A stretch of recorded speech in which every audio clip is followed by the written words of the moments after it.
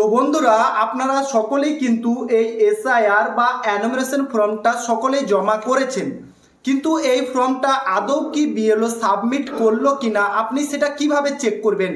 কারণ পরের মাসে 9 ডিসেম্বরে নতুন ভোটার লিস্ট বের হচ্ছে এবং যদি আপনার বিএলও আপনার ফর্মটা সাবমিট না করে থাকে তাহলে হতে পারে নতুন লিস্টে আপনার নাম নাও আসতে পারে।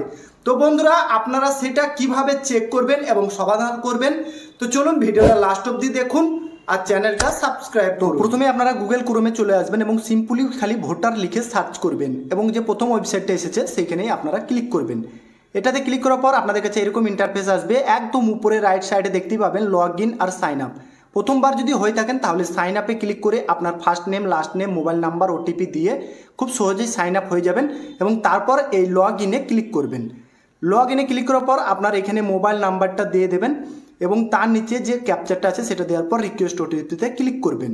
এটাতে ক্লিক করার পর আপনার মোবাইলে যে ওটিপিটা এসেছে সেটা দেওয়ার পর ভেরিফাই অ্যান্ড লগ ইনে ক্লিক করবেন এবং আপনাদের কাছে এরকম ইন্টারফেস আসবে। রাইট সাইডে যে দেখতেই পাচ্ছেন সবুজ কালারের ফিল এনুমারেশন ফর্ম, সেটাতে আপনারা ক্লিক করবেন।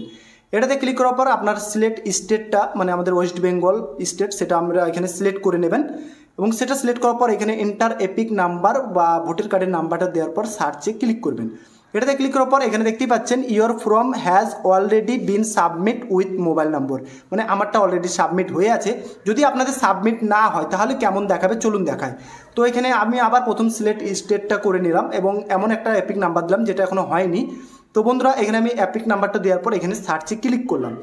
তো আপনাদের যদি না হয়ে থাকে তাহলে আপনাদের কাছে এরকম ইন্টারফেস আসবে। আর যদি এরকম ইন্টারফেস আসে তাহলে কিন্তু আপনারা খুব তাড়াতাড়ি বিএলওর সঙ্গে পরামর্শ করুন এবং বিএলওকে ফোন করে জানান যে আপনার ফর্মটা এখনও সাবমিট হয়নি। ভিডিওটা কেমন লাগলো কমেন্টে জানান।